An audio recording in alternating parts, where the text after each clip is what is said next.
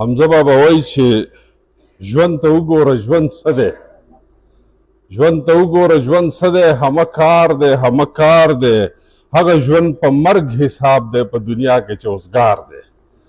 په ډیوه د خپل عمل کې د وجود وینې که تیل کړې، په ډیوه د خپل عمل کې د وجود وینې که تیل کې ستا دپاره تیاره نشته، ټول وطن درته بازار دی.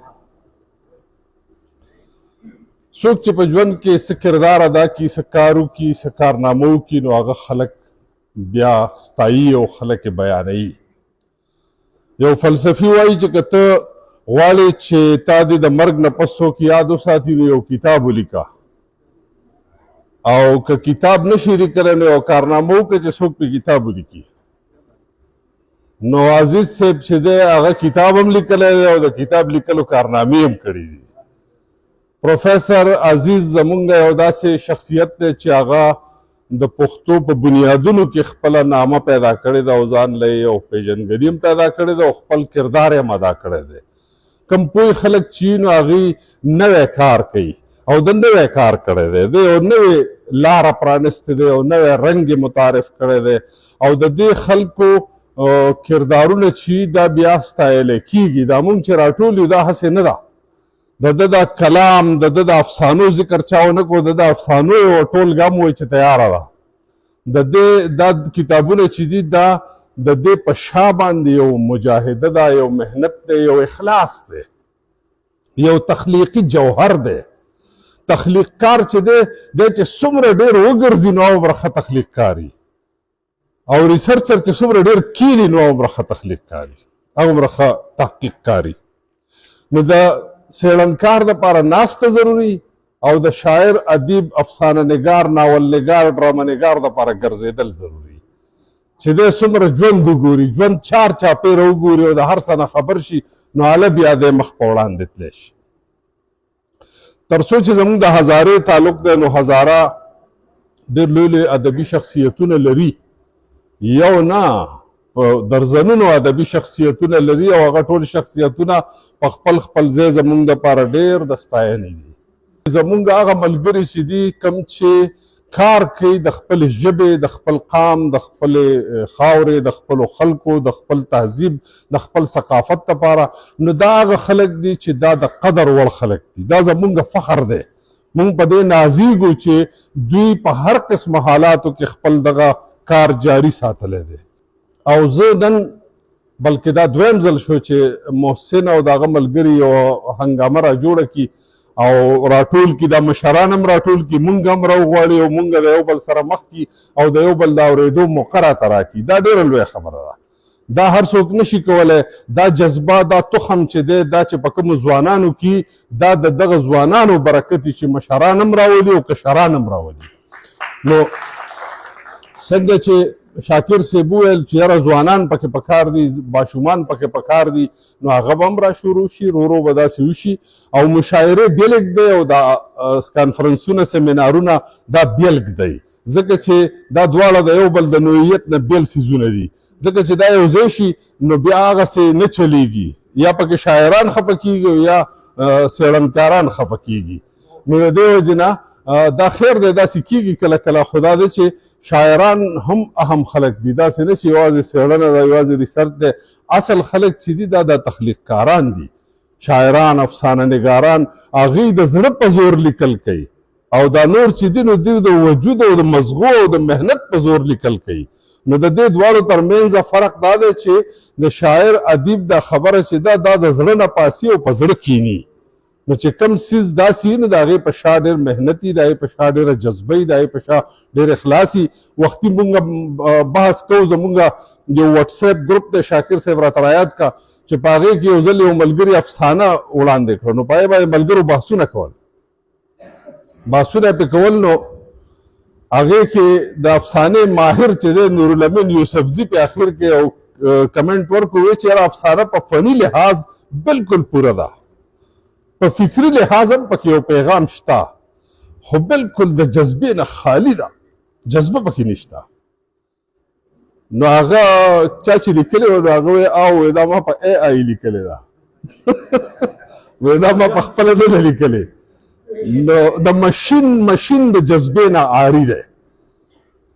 خیال هم دی چې مشین چې دی د جذبې نه عاري دی او انسان چې کله یو ځای اوسېږي نو به خامخا خپله خبره کوي.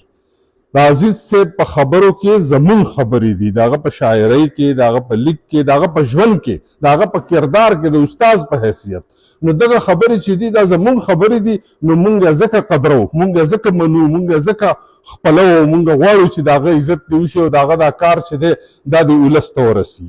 ملګرو په شاعرۍ باندې ښه ډېرې خبرې کړي دي، په ژوند باندې خبرې شوي دي.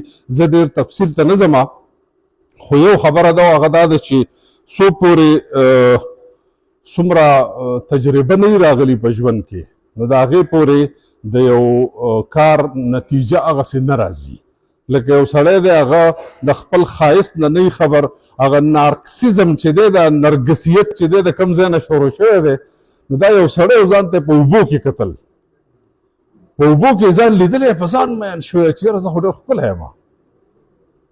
نو بس دا شاعرۍ کې چې څوک د ځان صفت کوي نو دې ته نرګسیت وایي. نو دا نرګسیت چې دی د هغه وخت پیدا کېږي چې خلک د خپل ښایست نه خبر شي. رحمان بابا وایي چې هم نغمې کاندي، هم رقص کا، هم خاندي. د رحمان په شعر تر کې د باګرام، یعنی د باګرام ښایسته چې دي هغه د رحمان په شعر باندې هم ګډېږي، هم سندرې هم مستېږي. نو د هغې وجه څه ده؟ هغه ته پته لګېدلی چې د رحمان شعر څه دی، په خپله یې پېژندلی دی. نو مونږ خپل قام، خپل تاریخ، خپل ادب، خپل روایات، خپل هر څه به مونږ هله پېژنو چې مونږ یې په خپله مونږ متاثره کړي، نو بیا به هله مونږ نور متاثره کوو. دا تاسو چې کوم کار کوئ دا ټول ډېر په خپل ځای ډېر لوی کار دی. تاسو ته اوس پته نه لګي دا تاریخونه جوړېږي لګیا دي. اوس تاسو وګورئ مونږ په دې سکول کې دننه ناست شو. دا سکول د یو محنت نه پس جوړ شوی دی. ټیک ده، په دې سکول کې بیا بلا بچي سبق وایي، د هغې تربیت کېږي، د هغې تعلیم کېږي. په دې سکول کې په دې دیوالونو باندې دواړه طرف ته تاسو ګورئ انګریزي پکې هم شته. ښکلې خبره چېرته په انګریزۍ کې مونږ دې دا مې لیکلې ده او پکې په فارسۍ کې مونږ دې دا مې لیکلې ده او په اردو کې موندلې دا مې لیکلې ده. عربي پکې هم شته. افسوس دی چې په دې کې پښتو او هندکو هم وی، چې په دې کې پښتو یو ټپه لیکلی شوی وی، شعر وی، په دې کې د پښتو یو ټپه لیکلی شوی چې په رنګ سړی نه سړی کېږي، سړی هغه دی چې خوی د سړو وینه. نو دې به څومره خوند کو. داسې شعرونه پکې لیکلی شوي د رحمان بابا، د خوشحال خان بابا، د حمزه بابا، د نورو باباګانو. نو دا به هله زمونږ د بچو ذهن ته، زمونږ د بچو ژوند ته، د هغې شخصیت ته به دا تربیت ننوځي. ښکلې خبره چې هر چا کړې د هغه قدرمنه ده. انګریزي مونږ ته ډېره ګرانه ده ځکه چې په انګریزۍ کې مونږ ډېرې پیسې ګټو. چې چا له انګریزي ورځي لږې ډېرې ګټي، چا له چې اردو ورځي لږ هغه هم د پښتو نه زیاتې ګټي. صحیح ده جي؟ نو دا ژبې ټولې چې دي دا زمونږ ژبې دي. دا ژبې داسې دي لکه زمونږ تروریانې دي، چاچیګانې دي او مامیګانې دي، تنداریانې دي. صحیح ده جي؟ دا ټولې ژبې زمونږ دي. په دې کې پردۍ ژبه نشته. او نه ژبه چې دا خطرناک شی ژبه نه ده، خطرناک شی غاښونه دي. ژبه نه ده، غاښونه د استعمال نه پرهیز کوئ. نور ژبه چې ده دا پیغام دی. نو مونږ غواړو چې زمونږ بچي دي انګریزي هم زده کړي، زمونږ بچي دي اردو هم زده کړي، زمونږ بچي دي عربي هم زده کړي، ځکه چې دا زمونږ سره نږدې ژبې دي او د علم ډکې ژبې دي. خو خپله ژبه دې نه هېروئ. نورې ژبې زده کول که لوی کمال دی، خپله ژبه هېرول بې کمالي ده. اندیش صاحب وایي په څه د مروره چېرته تلې د پښتو، په څه د مروره چېرته تلې د پښتو، دا ولې په دې ښار کې داسې غلې د پښتو. د بل سره خو خیر ډېرې بانې ډېر جوابونه، دا ما او تا په څه باندې کږلې د پښتو. او نه صاحب، نه صاحب داسې نه ده، مونږ چېرې داسې نه کوو. نه صاحب داسې نه ده، مونږ چېرې داسې نه کوو. مونږ مینه کې هم جنګ کې هم پاللې د پښتو. او زما د خیال د حسن د بیان په کالو پوره، زما د خیال د حسن د بیان په کالو پوره، که ښکلې ده په ژبو کې خو ښکلې ده پښتو. اصل څیز دا دی چې خپله ژبه چې هغه موري او جنت د مور د خپو لاندې دی.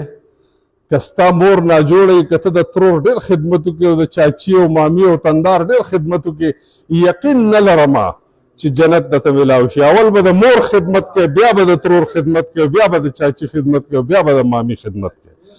نو دا ژبې ټولې زمونږ دي، خو د خپلې ژبې نه دا بچي تاسو چې کوم زیار کوئ، کومه حوصله مو ده، مونږ که اباسین پښتو ادبي ټولنه ده او که مانسیره پښتو ادبي ټولنه ده، ټولو ته ډېر احترام لرو. مونږ داسې ګڼئ لکه چې مونږ ستاسو یو ټلیفون ته په انتظار یو چې رامنډه. مونږ به درته ملاتړ ته هر وخت تیار یو، خو شرط پکې دا دی چې تاسو د خپل ادب، د خپل ثقافت، د خپل تاریخ، ستاسو سره مورخین هم شته، ستاسو سره ادیبان نثرنګاران هم شته، شاعران هم شته، ستاسو سره ډېر ښه استادان هم شته. په یوه ورځ باندې تاسو به دا منئ یا به نه منئ. ستاسو د سیمې سره زما د مینې انداز ګورئ. دا ستاسو زون چې دی دې ته په پبلک سروس کمیشن کې کوم یو زون وایي؟ زون 5. د زون 5 انټرویوز ما اخیسته د جینکو نه د لیکچررشپ دپاره. په هغې کې 5 یا 6 جینکۍ راغلې وې او 2 پوسټونه وو. نو چې کله ټول انالیسز وشو نو په هغې کې 2 جینکۍ داسې وې چې هغه پکې د دې لایقې وې چې هغه دې سلیکټ شي. نو هغه دواړه اتفاقا خویندې وې. نو هغه بورډ ما ته وایي چې یاره دا دې ته خو موږ دستخط نشو کولی. ما ورته زه ورته کوم او زه درته لاړم او تاسې ورته کوئ او که نه کوئ. د هغې حق دی، د هغې حق دی. نو ستاسو د بفې 2 خویندې اوس یې ما نه نومونه هیر دي، په یوه ورځ باندې لیکچررانې شوي دي. نو دا ده چې څوک د پښتو په جولۍ کې چټاکۍ ور واچوي، خدای پاک ورله دړی عزت ورکړي، خدای پاک ورله من عزت ورکړي.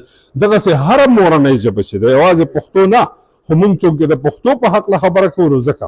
نو زه د حمزه صاحب په دې شعرونو باندې خپلې خبرې راټولوم. حمزه صاحب فرمایي چې پرېنوځي په ښکته پښتنو پښتو، چې پرېنوځي په ښکته پښتنو پښتو، کړئ جګه تر اسمانه مېړنو پښتو، کړئ سور داسې تارونه د ملت د رباب، چې هره پرده غږ کړي چې پښتو پښتو.